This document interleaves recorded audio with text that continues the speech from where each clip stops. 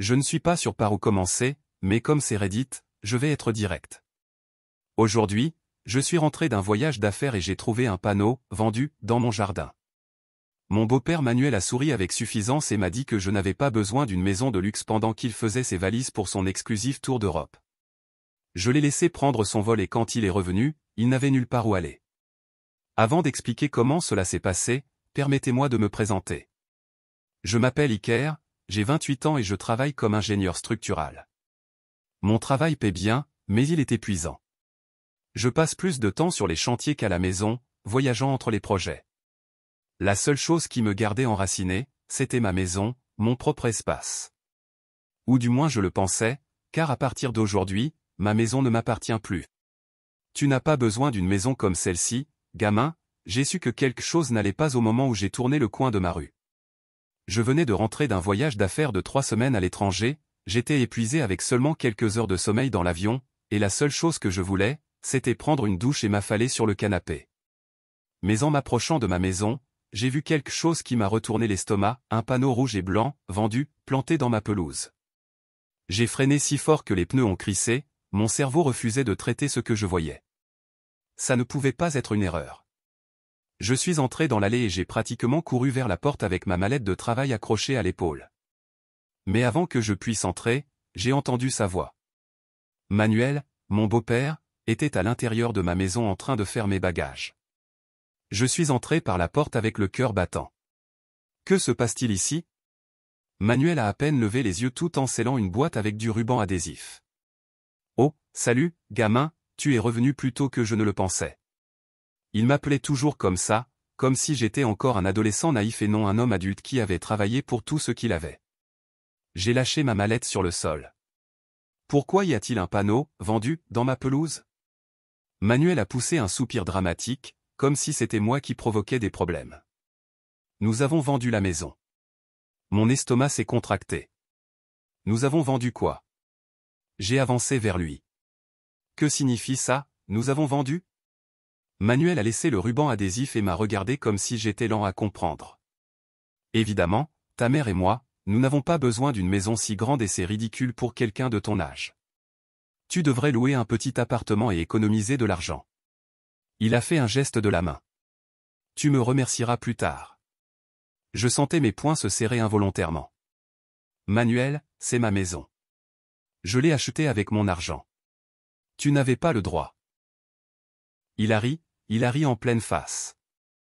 Gamin, tu crois vraiment que tu t'en es sorti? Juste parce que tu es une sorte d'histoire à succès autoréalisé.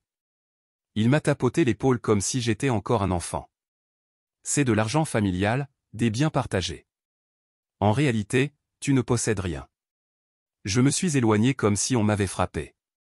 Argent familial, bien partagé, non, c'était un mensonge. Voilà comment ma maison m'a été volée. Ici, les choses se compliquent. Oui, j'ai payé la maison. Oui, j'ai fait chaque paiement sur l'hypothèque. Mais quand je l'ai achetée, j'avais seulement 23 ans. J'étais trop jeune pour obtenir un bon prêt à mon nom. Mon crédit était solide, mais la banque exigeait quand même un garant, et ma mère, Carmen, elle s'est proposée. Ce n'est que de la paperasse, m'a-t-elle dit à l'époque, minimisant mes doutes. Ça restera ta maison. Alors j'ai signé les documents, croyant que mon nom était sur l'acte, et c'était le cas au début. Ce que je ne savais pas, c'est que Manuel avait refinancé l'hypothèque dans mon dos pendant que j'étais en voyage. Mon nom avait été silencieusement enlevé de l'acte depuis des mois. Maintenant, la maison était uniquement à son nom et légalement, il avait tout le droit de la vendre. J'avais la nausée. Ma voix s'est brisée dans ma gorge. Manuel a souri avec suffisance. Oh, ne fais pas cette tête de surprise. Tu as signé les papiers il y a des années, tu aurais dû lire les petites lignes, gamin. Mes mains tremblaient. Où est maman? Il haussait les épaules. Elle est déjà en Italie. Elle avait besoin d'une pause. J'ai grincé des dents. Alors, tu as vendu ma maison, tu as pris l'argent, et qu'est-ce que tu m'as laissé exactement? Oh, ne sois pas si dramatique, il sourit et me donna une tape sur la joue comme si j'étais un petit enfant. Tu es jeune, tu t'en sortiras. Mais j'avais un plan. Manuel a fermé la fermeture éclair de sa belle valise en cuir et l'a jetée sur son épaule. Écoute, j'aimerais rester discuter, mais j'ai un vol à prendre, hôtel 5 étoiles, visite privée, le meilleur du meilleur, première classe. Bien sûr, je ne l'ai même pas regardé. Il est sorti de chez moi calmement. Je te ramènerai un joli souvenir. Oui, et il est parti. Je suis resté là, debout, regardant l'espace vide où se trouvaient mes meubles, mon foyer, ma vie entière venait d'être volée devant mes yeux et je ne pouvais rien y faire. Ou du moins, c'était ce que Manuel pensait. Je l'ai laissé prendre son vol, je l'ai laissé savourer son verre de champagne à 10 000 mètres d'altitude, croyant qu'il avait gagné. Mais quand il a atterri chez lui 2 semaines plus tard, il s'est rendu compte de quelque chose, il n'avait nulle part où aller. Et moi, où étais-je? Ah, c'est vrai, ma maison avait disparu. Mon beau-père buvait du champagne en première classe et moi j'étais là, debout dans les ruines de mon ancienne vie, essayant de me contenir pour ne pas frapper un mur. Mais je n'allais pas perdre mon calme. J'allais me venger. Iker, tu dois voir la situation dans son entièreté. La première chose que j'ai faite a été d'appeler ma mère. Pas de réponse. J'ai rappelé directement sur la messagerie vocale. Pour le 3e appel, j'étais en train de trembler de colère, et pas seulement parce qu'elle ne répondait pas, mais parce qu'elle le savait. Elle le savait depuis des semaines, peut-être même des mois, et elle ne m'avait jamais prévenu. Je lui ai envoyé un message, « Maman, appelle-moi maintenant ». 3 petits points sont apparus, elle était en train d'écrire. Puis le message est apparu à l'écran, « Iker, je ne veux pas parler de ça au téléphone. On en discutera quand je reviendrai. » J'ai regardé l'écran, serrant la mâchoire si fort que ça me faisait mal. Après qu'ils aient vendu ma maison dans mon dos, j'ai rappelé. Cette fois, elle a répondu. « Iker, je n'aime pas le ton de tes messages. » Sa voix était calme, distante, comme si je poussais à l'exagération. J'ai serré le téléphone si fort que mes doigts me faisaient mal. « Tu n'aimes pas mon ton ?» j'ai répété, riant avec amertume. « Maman, tu es devenue folle. Tu as vendu ma maison. » Elle a soupiré comme si elle s'occupait d'un enfant têtu. « Iker, chérie, Manuel et moi avons parlé de cela et nous pensons que c'est le mieux pour tout le monde. » J'étais sur le point de laisser tomber le téléphone. « Le mieux pour qui ? » Pour toi, a-t-elle insisté. « Chérie, tu dois admettre que cette maison était trop pour toi. C'est cher, énorme, une grande responsabilité. Tu travailles tellement que tu as à peine le temps de l'apprécier. Quel intérêt de dépenser de l'argent pour un endroit que tu n'utilises même pas ? » Je ne pouvais pas croire ce que j'entendais. « Maman, j'ai acheté cette maison. Je voulais cette responsabilité. » Elle a soupiré avec agacement. « Iker, tu es encore jeune. Tu n'as pas besoin d'une maison si grande à ce stade de ta vie. » Carmen a continué avec ce ton condescendant qui me rendait fou. « Manuel et moi avons trouvé une option bien meilleure pour toi, un petit appartement moderne en centre-ville, peu d'entretien, abordable, beaucoup plus adapté. » Je me suis retrouvé sans voix. Un appartement, ma voix est à peine sortie sous forme de murmure. Ils m'ont volé ma maison et maintenant tu essaies de me convaincre de me contenter d'un appartement. Elle a soupiré comme si j'étais un enfant capricieux.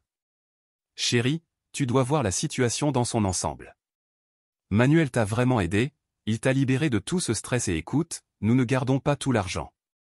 Mon estomac se retourna. Une partie servira à t'aider à acheter l'appartement, Manuel s'occupera des détails à notre retour. Il y eut un silence, puis, d'une voix plus basse, elle ajouta, « Eh bien, une petite partie de l'argent a aussi été utilisée pour notre voyage. » Je sentis une boule se former dans ma gorge, « Mais Iker, allons, c'est de l'argent familial, nous méritons tous un peu de bonheur. » Je ne me sentais pas très bien, elle croyait vraiment cela, elle pensait sincèrement qu'on lui avait rendu service. Légalement, il avait tous les droits. J'ai passé les 2 heures suivantes à examiner mes documents, désespéré de trouver un moyen de lutter contre cela. Il devait bien y avoir quelque chose, une faille juridique, un document prouvant que la maison m'appartenait toujours. Mais quand j'ai atteint les documents de refinancement, mon estomac se serra comme une pierre. Là, noir sur blanc, des mois auparavant, pendant que je travaillais à l'étranger, Manuel avait refinancé l'hypothèque à son nom seulement, mon nom avait été supprimé de l'acte, faisant de lui le seul propriétaire. Il avait agi de manière silencieuse et stratégique, si parfaitement qu'à mon retour, il était déjà trop tard. Je lus les petites lignes 3 fois, espérant avoir manqué quelque chose, mais non, je ne pouvais rien faire. Légalement, il avait tous les droits de vendre ma maison, et l'argent avait déjà disparu. Mon mouvement suivant fut de vérifier mes comptes bancaires. Je savais que je n'avais pas reçu un seul euro de la vente, mais je devais le confirmer. J'ouvris mon application bancaire et, dès que je vis l'écran, ma main commença à trembler. Voici exactement ce que j'avais, un dépôt de 490 000 euros provenant de la vente de la maison, suivi de multiples retraits, réservations dans des hôtels de luxe, achats dans des marques exclusives, un virement vers un compte international. L'argent n'avait pas seulement disparu, il l'avait déjà dépensé. Mais je n'avais pas encore fini. Je m'assis dans ma maison vide, regardant mon téléphone, la colère m'envahissant le torse. Manuel pensait qu'il avait gagné, mais je n'allais pas lui permettre de s'en tirer. Je pris une profonde respiration, essayai de calmer mes mains, et fis 2 appels. Le premier à mon avocat, Ruben, et le second à mon oncle Alvaro. Tu vois, Manuel avait oublié une chose, la seule raison pour laquelle j'avais obtenu un crédit pour refinancer la maison était grâce à ma mère. Et je savais quelque chose qu'elle ne voulait pas qu'il sache. Manuel était sur le point de tout perdre. Je l'ai laissé profiter de son tour européen, je l'ai laissé savourer son champagne, croyant qu'il avait gagné.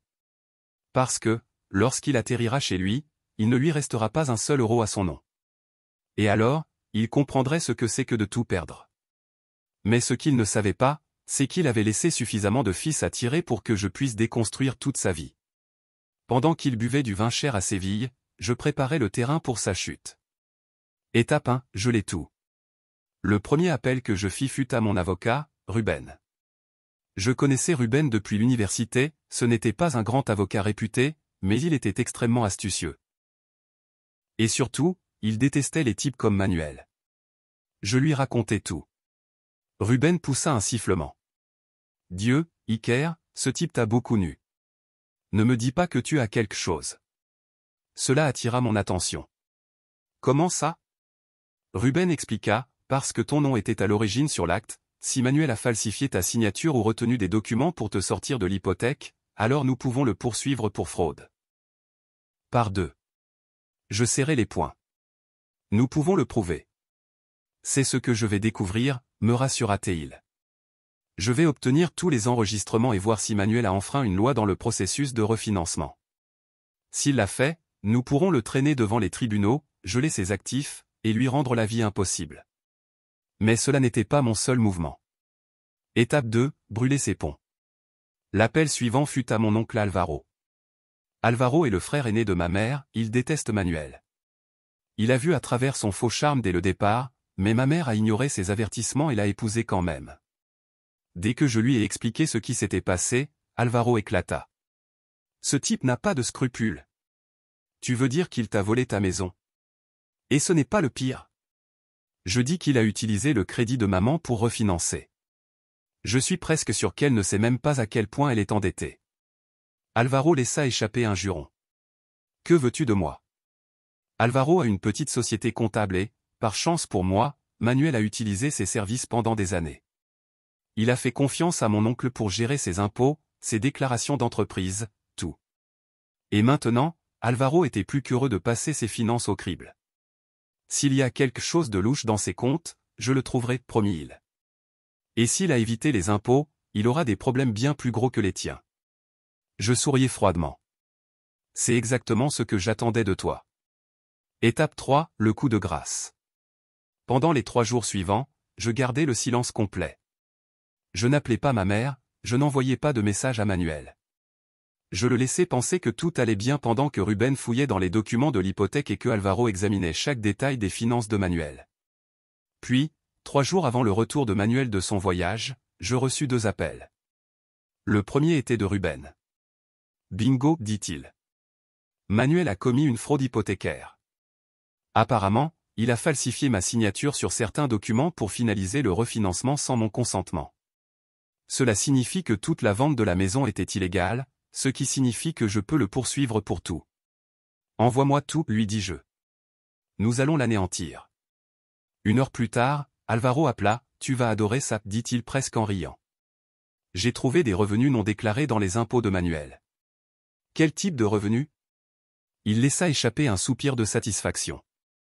Disons qu'il a caché de l'argent du fisc pendant des années.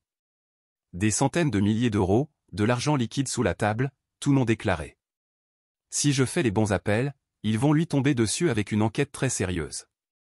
Je sentis un sourire froid et lent se former sur mon visage. Fais les appels. Avec plaisir. Manuel m'avait tout pris. Maintenant, j'allais lui reprendre tout. Le retour de Manuel et son cauchemar commença. Le vol de Manuel atterrit à 16h15, un dimanche. À 16h37, j'étais assis dans ma voiture, de l'autre côté de la rue de sa maison, attendant. Je n'eus pas à attendre longtemps, une voiture VTC noire s'arrêta devant sa maison. Il en descendit, Manuel, avec un manteau de créateur et cette même expression de supériorité qu'il avait toujours. Je le vis marcher sur l'allée en traînant sa valise, en fredonnant pour lui-même. Mais quand il arriva à la porte, il entra le code de sécurité et rien ne se produisit. Il fronça les sourcils, réessayant, mais toujours rien. Puis la porte s'ouvrit brusquement, et là se tenait Carmen. Elle n'avait pas l'air contente du tout. Même de l'autre trottoir, je pouvais entendre leur voix. « Carmen, pourquoi le code ne fonctionne pas ?» Ma mère croisa les bras. « Nous devons parler. » Manuel tenta d'entrer, mais elle lui bloqua le passage. « Non, ici dehors. »« Laisse-moi passer. » La voix de Manuel trembla. Soudain, la banque a gelé nos comptes. L'expression de Manuel changea en un instant. Quoi? Je ne sais pas, tout allait bien et ce matin, j'ai essayé de retirer de l'argent et le compte était bloqué. Le visage de Manuel devint blême, très pâle. Ensuite, son téléphone sonna. Il répondit en s'éloignant de Carmen, et c'est à ce moment-là que je vis tout. Son corps se fit raide, il commença à crier à la personne au bout du fil. Je savais exactement avec qui il parlait, car à ce même instant, la notification de l'audit fiscal venait d'arriver dans sa boîte de réception. Sa fraude fiscale venait d'être découverte. Son hypothèque illégale était à l'ordre du jour. Toute sa vie financière venait de s'effondrer, et il n'avait aucune idée de qui l'avait fait. Je m'éloignais en conduisant, souriant. J'aurais pu rester pour regarder, j'aurais pu marcher jusqu'à lui, le regarder droit dans les yeux et lui dire exactement ce que j'avais fait. Mais je ne l'ai pas fait, car la meilleure revanche est de le laisser se rendre compte par lui-même qu'il a tout perdu. J'ai perdu ma maison, mais Manuel a tout perdu. Qui a fait ça? C'est bon, accrochez-vous, car ici, ça devient vraiment intéressant. La dernière fois que nous avons vu Manuel, il venait juste d'atterrir de son voyage, pour se retrouver avec ses comptes bancaires gelés, sa fraude fiscale exposée, et ma mère bloquant l'entrée. Il n'avait pas la moindre idée de ce qui se passait. Il savait simplement que sa vie financière s'écroulait devant ses yeux, mais ce n'était que le début, car il était temps de le voir sombrer. L'appel inévitable. Je ne restais pas pour voir Manuel s'effondrer en temps réel. J'allai chez moi, me servis un whisky et attendis. Il ne fallut pas longtemps. Exactement à 18h42, mon téléphone s'éclaira avec le nom de ma mère. Je laissai sonner une fois, 2 fois, 3 fois, puis je répondis. Maman, sa voix tremblait. Iker, sais-tu ce qui se passe? Je m'affalai dans le fauteuil, prenant une gorgée de whisky. Ça dépend, que se passe-t-il? Elle laissa échapper un soupir de panique. Les comptes de Manuel sont gelés. Le fisc l'enquête pour fraude fiscale, et la compagnie hypothécaire dit qu'il y a une dispute légale sur la vente de ta maison. Je fis semblant d'être surpris. Eh bien, il semble que Manuel passe une très mauvaise journée. Iker, ce n'est pas drôle, cria Carmen avec colère. Tu as fait quelque chose. Je laissai le silence s'étendre, puis répondis calmement, toi et Manuel m'avez volé ma maison. Je pus entendre son souffle stopper. Chérie, sa voix s'adoucit, essayant de me calmer. Tu dois comprendre, nous ne pensions qu'à ton futur, cette maison était trop de responsabilité pour toi. Je laissai échapper un rire bas et sombre. Responsabilité? C'est ta justification? Tu m'as tout pris, et maintenant ça t'embête que Manuel fasse face aux conséquences? Iker, murmura-t-elle, il va tout perdre. Je souris. Bien. J'écoutais son souffle haletant. Tu ne parles pas sérieusement. Aussi, je le fais, dis-je, parce que tu sais quoi, maman? Ce n'est pas le seul qui va tout perdre. L'effondrement de Manuel. Manuel n'avait nulle part où aller. Je l'appris grâce à Alvaro, qui avait eu une place au premier rang pour le plus spectaculaire des effondrements que j'ai jamais vus. Après avoir raccroché avec ma mère, j'envoyai un message à Alvaro. À quel point est-ce mauvais? Sa réponse arriva en quelques secondes. Mauvais. Que s'est-il passé? Il a essayé de retirer de l'argent de l'un de ses comptes d'entreprise, gelé. Il a essayé d'appeler son conseiller fiscal, il a découvert que le fisc l'a audité. Il est devenu fou. Ensuite, il a essayé d'entrer dans la maison. Je me redressai brusquement, et maman l'a mis à la porte. Mes yeux s'ouvrirent grands. Tu ne rigoles pas. Il est terrifié, il ne veut pas que je l'entraîne avec lui, alors elle l'a mis dehors et lui a dit de gérer ses propres problèmes. Je souris. Où est-il maintenant? Aucune idée, mais si je devais deviner, il dort dans sa voiture. Je ne pouvais pas m'empêcher de rire. Manuel avait passé les 10 dernières années à me mépriser, à me traiter comme un enfant stupide qui avait besoin de son orientation, et maintenant il était sans abri. La supplication de ma mère. Un jour passa, puis un autre. Au 3e jour, mon téléphone sonna à nouveau. C'était Carmen. Je laissai sonner 1 fois, 2 fois, 3 fois, puis je répondis. Maman, sa voix sonnait tendue. Iker, nous devons parler. Je fis claquer mon verre sur la table. De quoi? Elle hésita, puis dit, Manuel, il a des problèmes. Ah oui, il n'a nulle part où aller. Et quel rapport ça a avec moi? Il dort dans un motel. Oh non, un motel. Lâchai-je un rire sarcastique. Quelle tragédie. Iker, s'il te plaît, nous avons besoin de ton aide. Je me penchai en avant. Vous avez besoin de mon aide? Oui, laisse-moi voir si je comprends ça. Le même fils qui n'était pas prêt pour la responsabilité d'avoir une maison, l'homme qu'on a volé, et maintenant tu espères que je règle ce problème? Elle essaya de m'interrompre. Chérie, où est l'argent? Maman, je la coupais net. L'argent de la maison. Silence. Puis, d'une voix presque inaudible, elle répondit, c'est fini. Je fermai les yeux, sentant une satisfaction profonde brûler dans ma poitrine. Bien sûr, ils ont tout dépensé. Vol en première classe, hôtel de luxe, achat compulsif à Séville et Valence. Ils ont brûlé près d'1 demi-million d'euros en quelques semaines, et maintenant, il ne leur reste plus rien. J'inhalai profondément. Laisse-moi voir si je comprends cela. M'ont-ils volé ma maison, l'ont-ils vendue, dépensé l'argent, et maintenant que Manuel est sans abri, ils s'attendent à ce que je répare ça? Sa voix se brisa. Nous avons fait une erreur. Je souris. Oui, ils l'ont fait. Et je raccrochai. La chute de Manuel n'était pas encore terminée. Cela aurait dû être la fin de tout, mais Manuel, lui, n'en avait pas fini. Cette nuit-là, exactement à 23h47, j'entendis frapper à ma porte. Je regardai par le Judas. Et là, c'était Manuel. Ses cheveux, toujours parfaitement coiffés, étaient en désordre, son costume froissé, ses yeux injectés de sang. Il était évident qu'il n'avait pas dormi depuis des jours. J'ouvris la porte juste assez pour m'appuyer contre le cadre. Manuel laissa échapper un souffle tremblant. Écoute. Je ne l'interrompis pas. Avant qu'il puisse continuer, sa mâchoire se tendit. J'ai juste besoin d'un peu de temps, d'un endroit où rester. Comme je riais dans sa face, il trembla. Puis, très lentement, je lui dis, ce n'est plus ta maison. Je vis son visage se tordre de colère, de honte, de désespoir, tout cela à la fois. Je fis un pas en arrière et fermai la porte au nez. Il insista pour parler, mais je n'avais aucune intention de le faire. Iker, tu ne penses pas aux autres. Je tourna le verrou et m'éloignai. Sa voix s'estompa pendant que je prenais une bière, m'installais sur le canapé et allumais la télévision. Manuel faisait face aux conséquences de ses décisions, et j'avais gagné. Dernier effort désespéré. C'est bon. Voici la fin.